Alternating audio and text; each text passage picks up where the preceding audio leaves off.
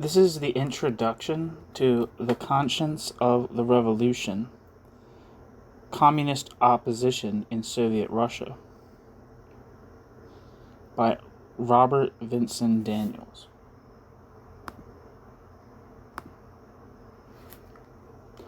Introduction. A band of revolutionaries came to power in 1917 and established what they presumed to call a dictatorship of the proletariat. Legend has it that these Bolsheviks were a single-minded, steeled, and disciplined group dedicated to the execution of what their leader Lenin willed. All that followed, so both adherents and antagonists of the communist revolution have since contended, was natural, even inevitable.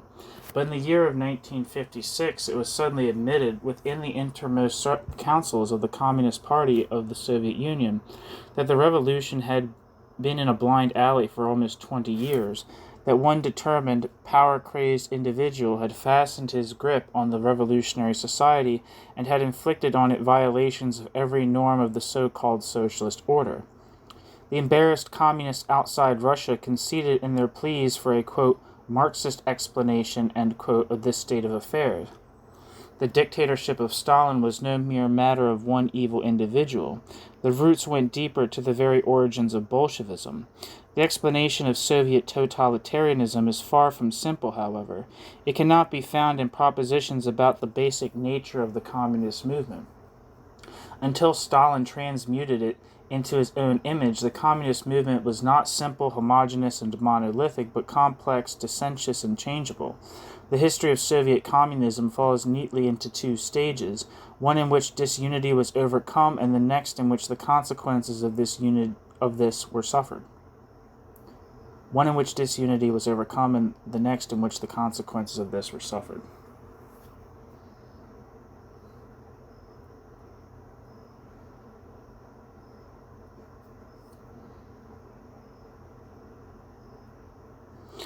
As the history of the communist opposition makes clear, basic differences and conflicts existed within the communist movement during the first or pre-totalitarian phase up to 1929. Fundamental changes were taking place in the movement during these years. Present-day communism must accordingly be regarded as the evolutionary product of circumstances. It is very important to recognize at the outset this developmental, circumstantial, unforeseen character of Soviet communism. Otherwise, the history of the factional controversies within the party will be seriously misunderstood, and the significance of these struggles in understanding the ultimate nature of the Soviet regime may be missed altogether. In the opinion of this writer, most misleading views of the Soviet system and Soviet political behavior stem from a static conception of communism as a preformed idea, good or bad, in Lenin's brain or Marx's, which was merely put into practice by a group of relentless disciples. In actual fact, the vast majority of the original founders and supporters of the communist movement sooner or later found that the movement had disappointed their expectations. They then disavowed it or were themselves cast aside by the people in control. By and large, the changes of direction which precipitated the splits and controversies among the Russian communists were not planned long ahead of time, as much of the later official history may claim the party's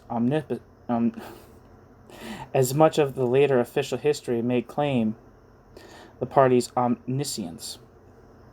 Policies changed because new and unanticipated problems had to be dealt with, or because new personalities with different scales of values rose to positions of influence. The resultant solution of Soviet political evolution was the complex product of many factors: historical circumstances, social and economic realities, ideals, and ideology, and the quirks, drives, and preferences of leading or contending personalities. As always in history, the actors perform in an immediate situation, without knowledge of the consequences of what they do. Their will, their action, is but one additional factor injected into the intricate matrix of causative forces. Friedrich Engels wrote in 1885, quote, "People who boasted that they had made a revolution have always seen the next day that they had no idea what they were doing, that the revolution made did not in the least resemble the one they would have liked to make." End quote. In the history of factional struggles within the Communist Party, There are certain recurring patterns of political behavior which can be reduced, at the risk of oversimplification, to a definite thesis. The argument of this book is as follows. The communist movement, in the form it had assumed by the time of the revolution, was fundamentally dualistic. It embraced two principal currents of thought. Each of these enjoyed substantial continuity, and there were consistent differences of outlook between them. If convenience may be put ahead of symmetry, these currents can best be termed as they usually knew themselves, quote, Leninist, end quote, and quote, leftist, end quote. In essence, the difference between the two tendencies was that of power and principle, of revolutionary pragmatism and revolutionary idealism. The divergence between the two currents was not always sharp or exclusive, but there was a vital difference of emphasis between those whose eyes were on the ends of the revolution and those whose attention was consumed by the means which its success seemed to require. This tension between program and ideals on the one hand, and the instrumentalities of power and the pressure of practical necessities on the other, is key to early Soviet history. It was resolved in the victory of the Leninist current of communism over the leftists, the triumph of reality over program. The people who represented more faithfully the original revolutionary objectives fell from power, as their objectives actually proved, in the Russian situation at least, to be chimerical. Their place was taken by people who represented practical power and the accommodation to circumstances typified above all by Stalin. The means to the end, the Communist Party dictatorship, became and remains an end in itself. Once stated, the theme of this work demands careful qualification. The dualistic character of the communist movement is not an obvious fact, but neither is it an arbitrarily imposed notion. It is a working hypothesis which has arisen out of the data at hand, has by and large been confirmed by the data, and has proved to be of great value as a guide to the collection and interpretation of further data. This is customary social science method. As a preliminary to understanding the thesis of communist duality, it is essential to define what is meant by the political terms, quote, left and, quote, right. Loose as they are, these epithets cannot be dispensed with, since their use was a characteristic habit of Soviet politics in the period of the opposition. Quote, left and, quote, right as political appellations originated in post-Napoleonic France, when the liberals and ultra-royalists in the Restoration Chamber of Deputies came to be so styled in accordance with their customary seating in relation to the speaker. By the 1870s, the terms were used throughout continental Europe to contrast the parliamentary freedom of the liberals with the conservatives' monarchical authoritarianism. With the demise of the latter and the upsurge of socialism of varying hues, quote, left and, quote, right came more and more to designate attitudes towards social change and the distribution of economic wealth. This remains the significance of the two terms in general present-day usage, the political gamut from yesterday's status quo to utopian radicalism. A more restricted sense of left-right categorization has come into use to describe not political goals, but methods and temperaments. Thus, within a given political movement, whatever place on the general spectrum it may occupy, it is possible to discern a, quote, left and, quote, wing, which is bolder and more doctrinaire, and a, quote, right and, quote, wing addicted to caution. It was such a difference which distinguished the prospective wings of Bolshevism during the period which this work covers. This more restricted sense of, quote, left and, quote, right has been the one generally used in the present analysis of Soviet communism. Not until just before the 1905 revolution did the terms gain currency in Russia, where they were used primarily with respect to divisions among the liberals and populists. They were rarely employed by the Marxists to refer to their own internal cleavages. Lenin's attack on the, quote, left and, quote, Bogdanov group in 1909 appears to be the first instance of such terminology within the Bolshevik ranks. After 1918, quote, left and, quote, right were employed incessantly in slogans and charges until the final suppression of all opposition activity. Quote, left and, quote, of course, bore the positive emotional content for the revolutionaries, and while fighting the Trotskyists, Stalin tried to appropriate the leftist position for himself. Quote, Rakovsky asserts that the opposition are the left sector of our party. That would make a chicken laugh, comrades. Who ever heard of a Menshevik group more left than the Bolsheviks? Is it not obvious that the opposition are the right?" End quote. Stalin. In recent decades, the left-right spectrum in its broad sense has increasingly suffered from inconsistency and confusion. One need only point to the violently non-conservative character of some of the fascist movements, which are commonly styled, quote, rightist, end quote.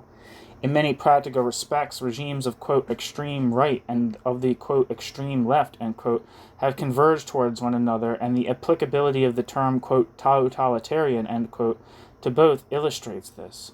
One way to resolve this difficulty is to think of it in terms of a circle, according to which the extremes actually meet.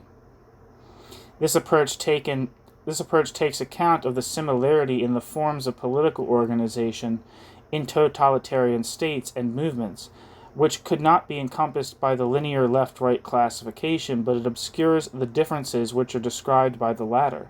The problem is deeper. Politics are not one-dimensional. The difficulty can be eased by using two independent scales to describe and relate political movements and ideas. One scale is that of political programs and readiness to undertake changes. This is the left-right spectrum in its familiar case. The other scale is that of political organization and methods. These range from absolute democracy and reliance on persuasion on one side to extreme authoritarianism and use of violence on the other, with various combinations of these in between. This is what the Bolsheviks and the Mensheviks split over, and the terms, quote, hard and, quote, soft, which they employed are particularly apt. To find clarity in the study of communist politics, it is vital to keep in mind these two separate dimensions of political variation and controversy.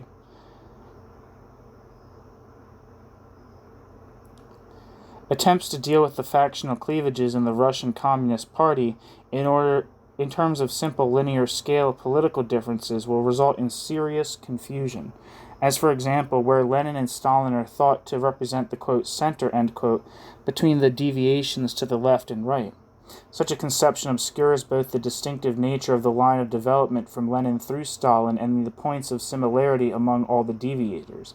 Among the communists there were 5 distinct factional positions, each characterized by a particular degree of programmatic boldness on the left-right scale and political scruple on the hard-soft scale.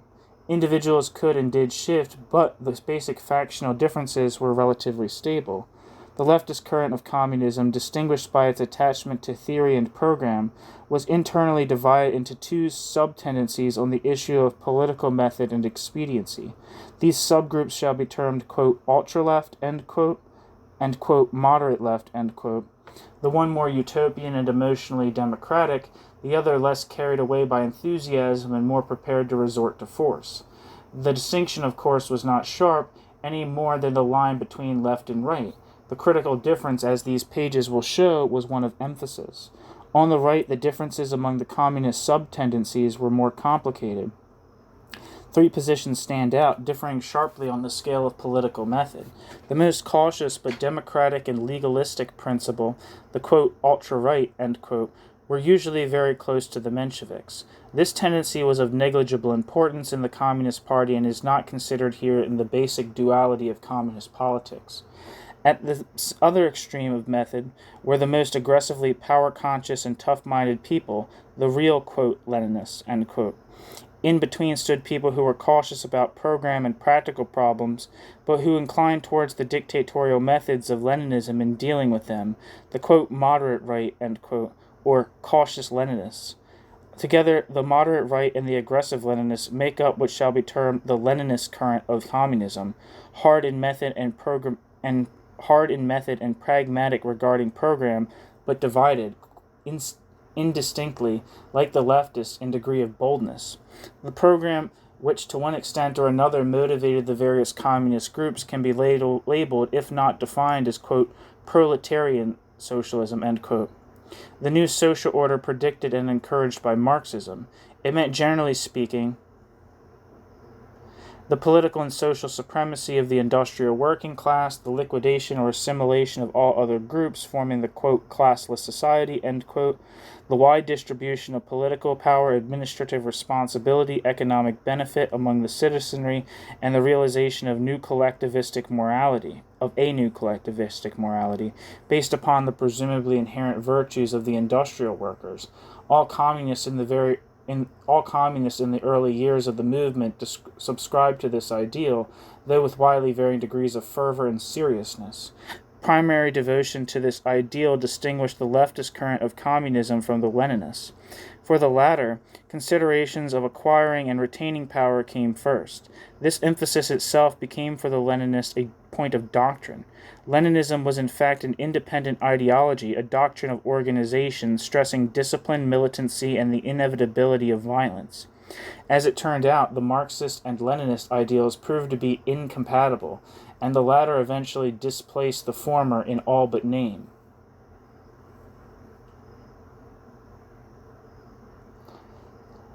From the perspective of the sixth decade of the 20th century, the 19th century ideal of proletarian socialism appears so utopian that many commentators are inclined to be entirely skeptical about early communist professions of doctrinal belief. This backward projection of present-day disillusionment can lead to serious error. As Asaya Berlin recently wrote of the communists in the 1920s, quote, whatever the personal shortcomings of Trotsky or Zinoviev or Bukharin or Molotov, or the heads of the secret police, and perhaps even of Stalin at this stage, there is no reason for doubting the sincerity or depth of their convictions or principles, end quote. It is not the purpose of this work to assess the virtue of the universal applicability of the proletarian socialist ideal. The important concern from the standpoint of understanding the development of communism is to see how the ideal proved to be unrealizable under the particular Russian conditions where it was attempted. The Marxian orthodoxy underlying the ideal, whenever applied objectively, actually foretold the failure. The proletarian socialism required a strong proletariat and an advanced economy. Russia lacked the strong proletariat and the advanced economy. Therefore, the ideal could not be attained, and any claims to the contrary could only mask the establishment of some other kind of social order.